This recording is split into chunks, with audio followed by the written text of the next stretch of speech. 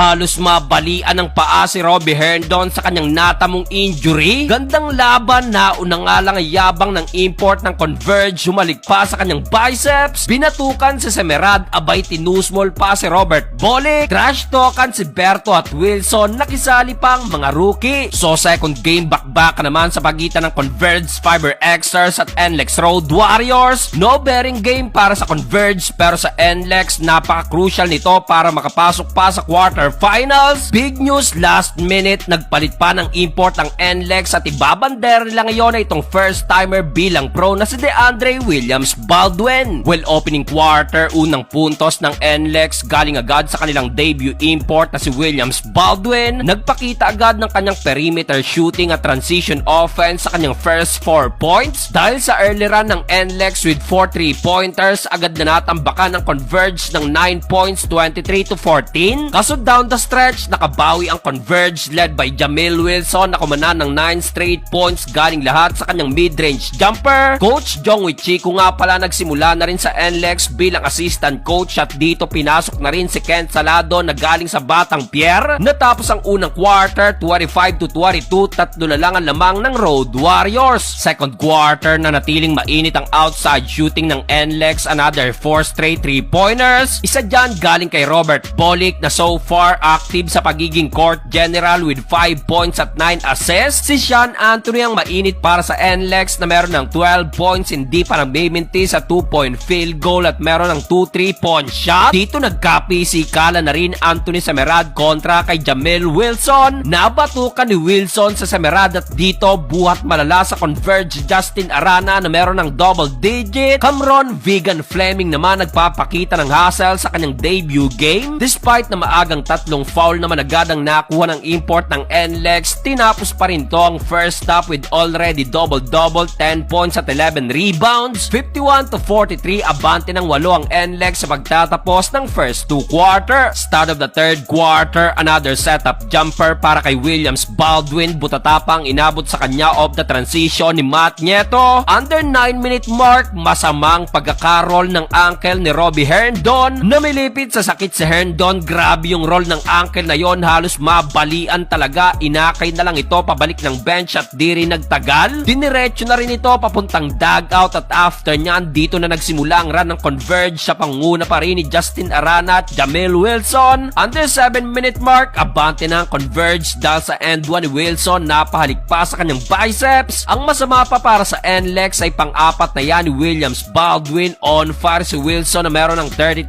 points at 10 rebounds. Pero Robert Bolick nagsimula na ring buhatin ng NLEX. Hype na rin dito si Berto at nagsimula ng trash talkan kontra kay Wilson. After nyan, tinusmol ni Wilson si Berto. Grabing asaran this quarter. Rookie naman ng NLEX nakisali na rin. Abay sumayaw pa matapos ang kanyang end 1, end of third period. Abante lang ng isang Converge, 80-81. Fourth and final quarter, biglan ng lamig ang opensa ng Converge habang ang NLEX naman nagpaulan ng tres ang mga rookie. Double digit na sila Roger, Nermal at Enoch Valdez na meron ng 19 points at 9 rebounds. Dahil dyan pumalo pa sa 10 ang lamang ng NLEX, pero down the stretch nakagawa na naman ng run ng Converge led by Jamil Wilson. Pero Berto again, kumana na naman ang pamatay sunog. Tuloy-tuloy ang duelo ng dalawa. Takeover mode si Wilson na meron ng 50 points, 105-102. Tatlo na lang ang lamang ng NLEX. Kaso another pamatay sunog, rookie Richie Roger, clutch mid-range jumper. Gandang laban, sa huli panalo ang NLEX 107-103.